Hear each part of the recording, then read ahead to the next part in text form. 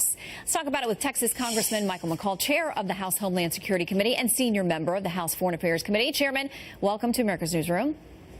Good morning, Shannon. Okay, so we know that sanctions package passed the Senate 98-2. It's now sitting in the House. Democrats are pointing the finger at Republicans. Here is what a spokeswoman for House Minority Leader Nancy Pelosi has to say. Stalling the Russia sanctions bill is just the latest outrage in House Republicans' long-running complicity in the Trump White House's weakness toward Putin. While Putin and President Trump meet privately, the American people are left to ask why Republicans are more concerned with Russia's interests than the integrity of our democracy. Your response?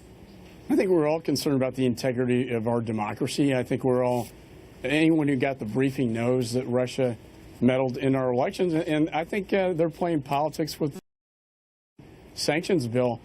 We had to send it back to the Senate on a procedural issue. Now they're holding it up in the House, trying to politicize it. This is really the only kind of argument hook they have to try to bring down the president, and they're playing politics with it. And, you know, Shannon, this is way too important.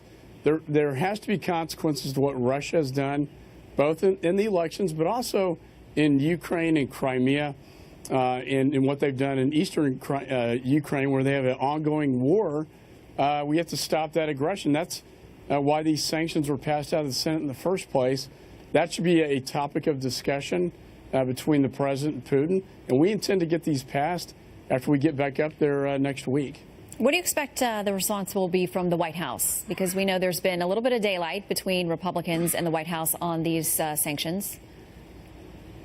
Well, I think we have to get these sanctions right. And what we don't want to do is hurt American interests. We want to punish Russia for their bad behavior, what they've done. We have to have consequences. But we also don't want to have unintended consequences and punish American interests abroad. And so that's the balance we're trying to work out. And I think we're going to get there. It's too important of an issue. What do you expect from the meeting today? Do you think there will be anything substantive or concrete? I mean, much was made of the meeting that the president had with Russia's foreign minister in the Oval Office. Pictures were released by their media, and a lot of people didn't like the images they saw. They thought that President Trump appeared to be too jovial, too jokey, too familiar and comfortable with the Russians. I would imagine the meeting with Putin may be different. Yeah, and this is the first time these two major superpowers have met. It's a very important meeting. I hope the issues related to Syria and the fight against ISIS and how we can deal with Assad, their civil war, the humanitarian crisis of the refugees.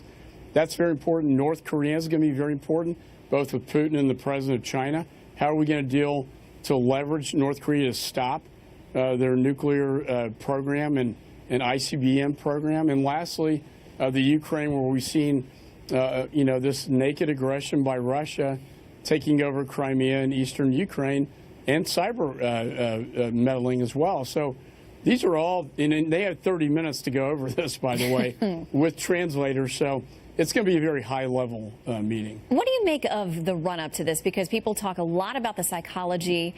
Putin, the way that he preps, former KGB guy, always a KGB guy. Our president is new to politics, but he's not new to negotiating or to coming up against people that are tough guys, quote unquote. How do you think it goes between these two? Well, this is really just getting to know. They've never met before. I think they're going to feel each other out on personalities. They're both very strong, personalities. And so, at the end of the day, we don't have a lot in common with Russia, but we do have some interest in common with Russia, and that is the fight against ISIS. And I hope there will be that mutual understanding to destroy and defeat them, which we are, by the way, in Syria. And then we got to deal with what happens after ISIS falls in Syria. Yeah, because there are a lot of interests there that people would like to get their hands on from all different factions and across all kinds of ideologies. All right, Chairman McCaul, good to see you today. Thank you. Thank you,